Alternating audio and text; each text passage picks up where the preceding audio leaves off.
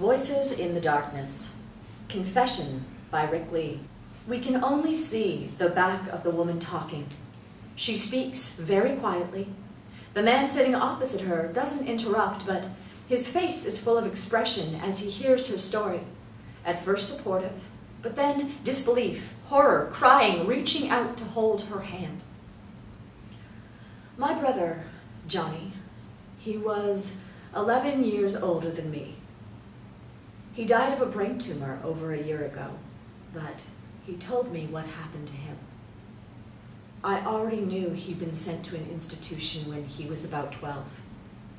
He was always in trouble at school, either fighting or running away, and it wasn't until he was in prison in his 30s that he was diagnosed as dyslexic. Far too late to save him from what happened to him at the residential schools. He told me the names of some of the men.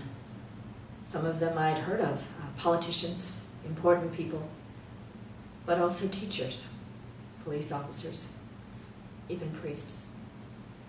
I decided I had to do something, tell someone. Looks away. It was really frustrating. Nobody would believe me. They said I had no evidence. My brother was a convicted offender, a violent man. He'd attacked police officers and prison officers on many occasions.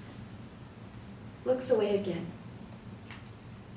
But suddenly, out of the blue, I got a package through the post. There were photographs of my brother taken at the residential school. One was the usual school portrait, but the others were awful, terrible, obscene. She cries, recovers, composes herself.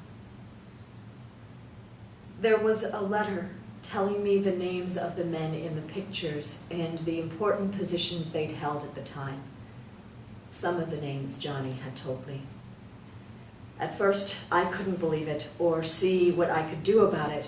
I had no confidence in the people I'd already tried to convince, and I was afraid they'd take the evidence away and I'd never see it again. Pause. But then, I got another message. I was told where to find the men in the photograph, to contact a woman called Peta, who told me that she and some other women had been invited to a weekend up in the north of Scotland. I decided to go, although I realized I'd have to play a part. I was told that one of the men in the photographs liked Eastern European women. I have some Polish friends who taught me enough words to get by.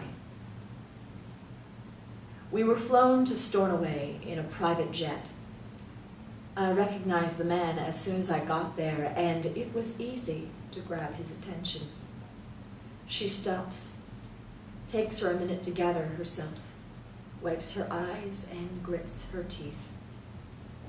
I let him try to have sex with me, but I managed to get him so drunk he passed out. Another friend had given me some really strong drugs, which I put in their drinks. But then, the shooting started. I don't remember much after that. She stops, looks away again. I'm not sorry about what I did. They deserve to die, all of them. Long silence. The man is unable to say anything. Tears roll down his face. She is more composed and says the last few words as though they're the lines from a poem. I can hear the lost boys sobbing in their beds, sobbing and crying themselves to sleep. But no one listens to the voices in the darkness.